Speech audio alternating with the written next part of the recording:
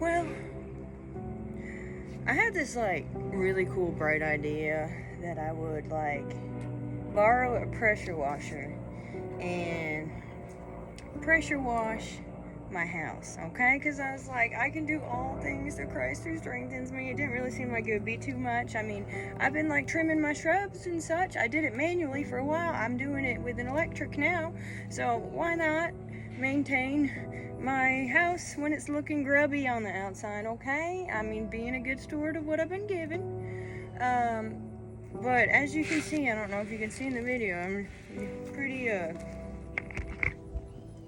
muddy and such, and I might have like got cut a little bit. I don't know what happened there.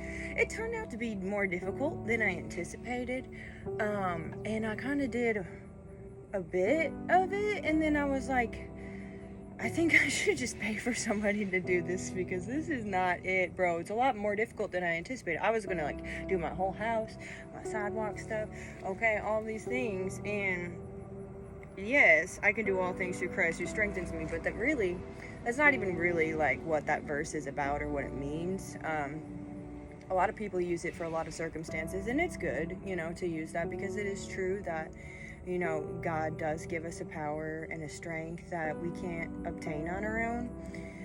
But that verse, he's talking about he's learned the secret to being content in any situation, actually, like in persecutions and hardships and afflictions and trials and all these things. Like, I can do all things through Christ who strengthens me. So it's more so not about power washing. It's about it's about being power washed by Jesus, okay? Him making us white as snow, and him giving us a perseverance and an endurance that we can't quite obtain and receive on our own. It's literally impossible, to be honest. Like, and again, this isn't about power washing, but this is just what's coming to mind for me. Like, it's beautiful that God has given us that ability. So whether we experience hardships, whatever, like, yeah. Oh, and also, I was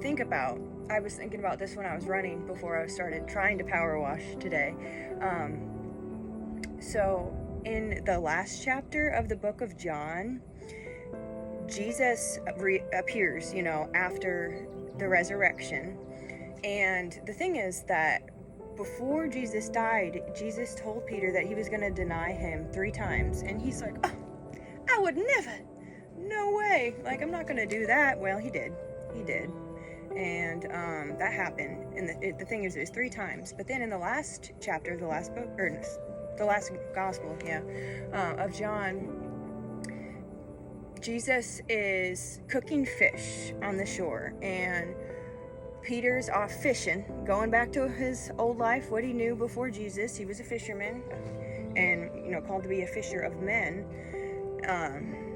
after he encountered Jesus. But so the last chapter, he is, like I said, he's cooking fish for him on the shore, and they've been like fishing, and he sees Jesus, and he not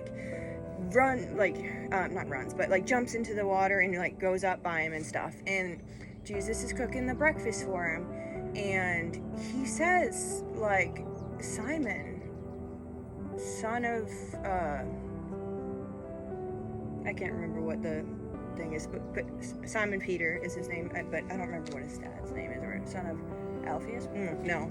Anyway, what I'm saying is, Jesus asks him 3 times, Simon, do you love me?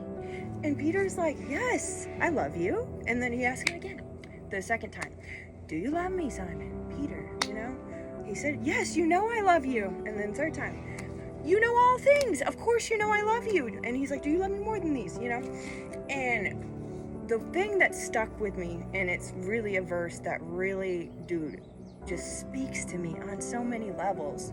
He says, truly, truly, actually, every time he asks him if he loves him, he says, feed my sheep, essentially.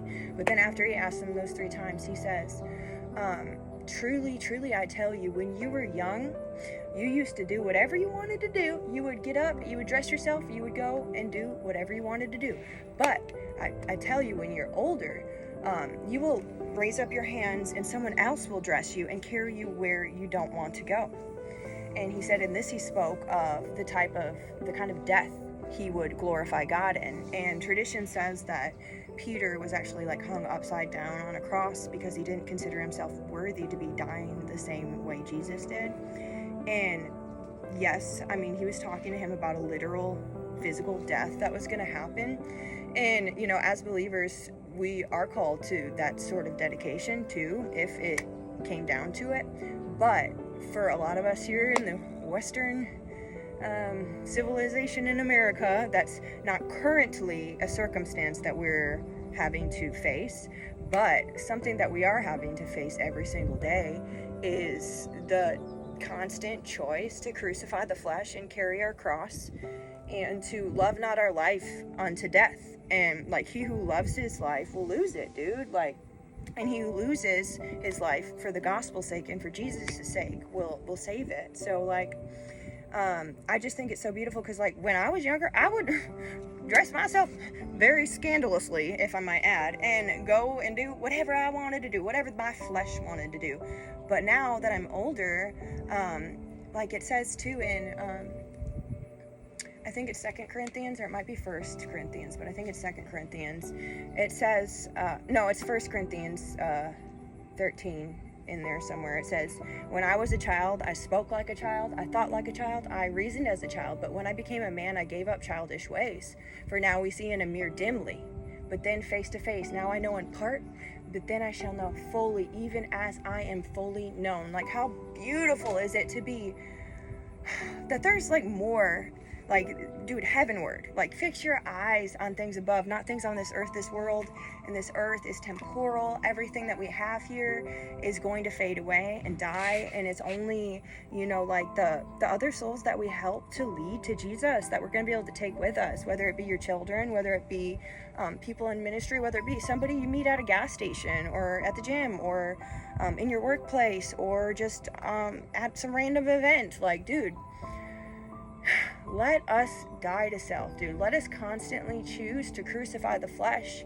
Like, we need to have that sort of radical dedication and obedience to Jesus, because actually it can be easy for some people to be like, yeah, I would definitely die for Jesus, you know, or even people say, I would die for my kids, whatever, you know, but will you live for them by crucifying your desires? Like, I actually heard somebody say yesterday that they heard, I don't know who this person was, like some famous person, I guess, say that when they were in addiction, that they would die for their kids, they would kill for their kids, but they wouldn't stop drinking for their kids. They couldn't do that. And it's like, kind of, that's a pretty big metaphor right there. Like, so you say you would die for Jesus, and obviously we're not going to kill for Jesus. He doesn't call us to that.